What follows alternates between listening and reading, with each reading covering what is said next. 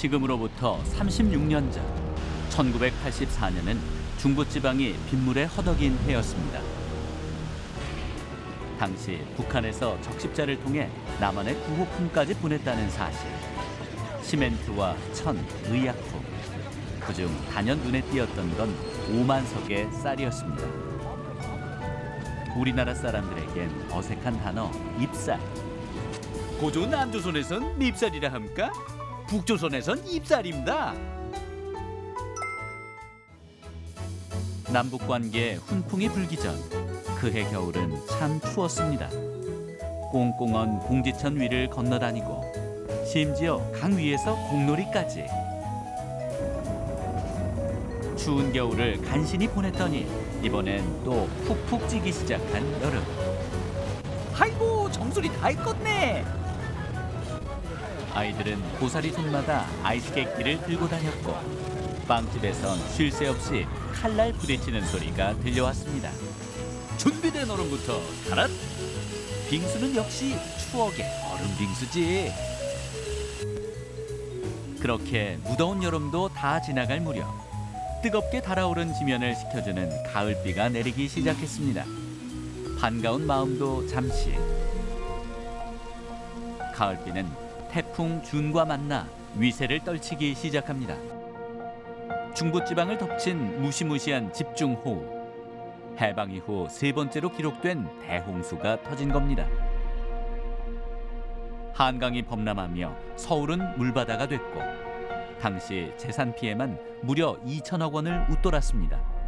전국적으로 수십만 명이 집을 잃었고 목숨을 잃은 사람도 190여 명. 한강 범람, 낙동강 범람, 섬진강 범람. 피해는 전국적으로 점점 확대됐습니다. 춘천 역시 예외는 아니었습니다. 강과 인접한 지역에 대피령이 내려지면서 주민들은 아닌 밤중에 부랴부랴 이삿짐을 꾸려야 했습니다. 애지중지하는 살림살이를 잃으면 어쩌나 까맣게 타들어가는 속내. 버티기 힘들 만큼 어마어마한 수량을 떠안은 댐들도 서둘러 수문을 열고 방류를 시작했습니다.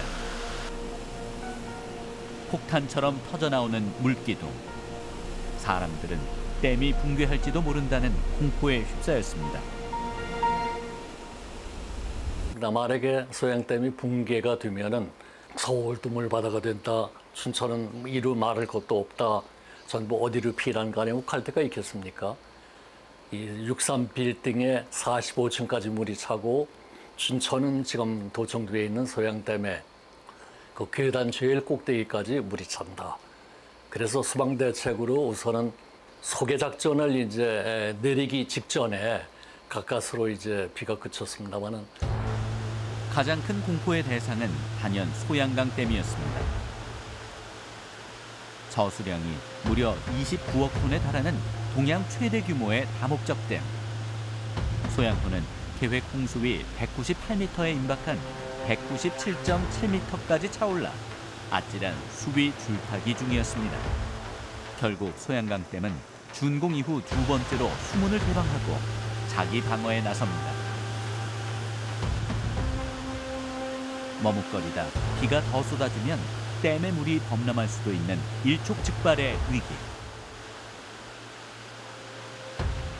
상류에서 밀어닥치는 물살에 하류의 댐들도 부랴부랴 방류량을 늘렸고 호수의 수면은 아슬아슬하게 도로를 넘나들었습니다. 그때는 뭐 소양댐이 생겼지만은 물 구경을 가야 되겠다. 수문이 개방을 됐는데 그 정말 수압에 그 아주 현란한 그 모습을 한번 보러 가야 되겠다. 그런 생각은 아마 시민들도 거의 없었을 겁니다. 수해에 대한 공포, 홍수에 대한 그런 피해 이거 예상하기 위해서 상당히 긴장했었을 때니까 말이죠.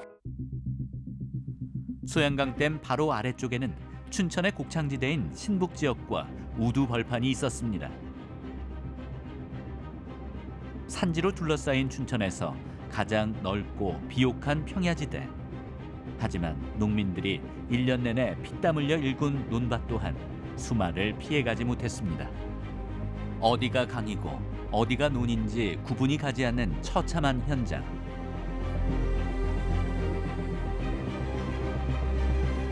알알이 여물던 벼들은 제방을 넘어온 강물과 토사에 일제히 쓰러졌습니다. 수확을 앞두고 만석의 꿈에 부풀어 있던 농민들에겐 청천벽력과 같은 재앙.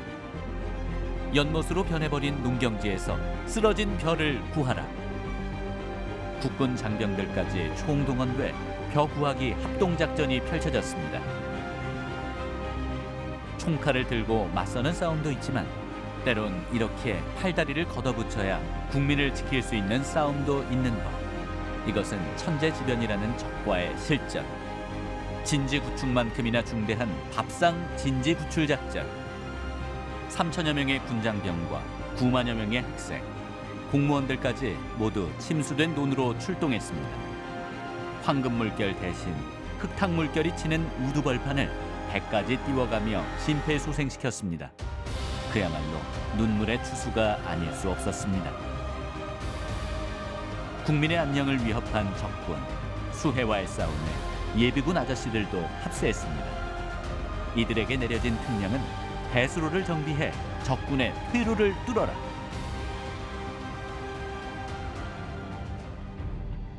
수해 복구작전은 해가 떨어진 뒤에도 이어졌습니다.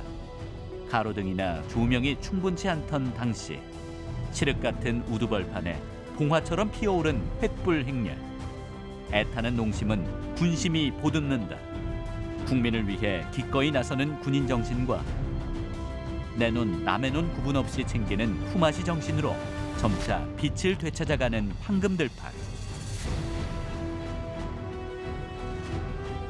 이날 우두벌판에서 수확한 건 물에 젖은 벼가 아니라 재기할 수 있다는 용기와 희망이었습니다.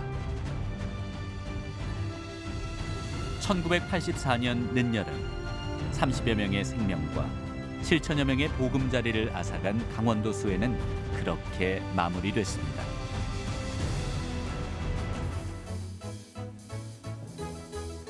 큰 물이 빠져나간 뒤 보상처럼 찾아온 뜻밖의 선물.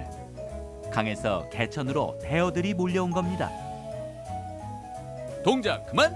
족대로 널 체포한다! 물고기 풍년 소식에 공지처는 강태공들로 빽빽하게 장사진.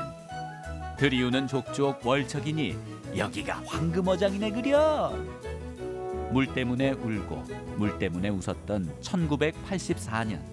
지금 돌아보면 하나하나가 모두 추억인 그때 그 시절이었습니다.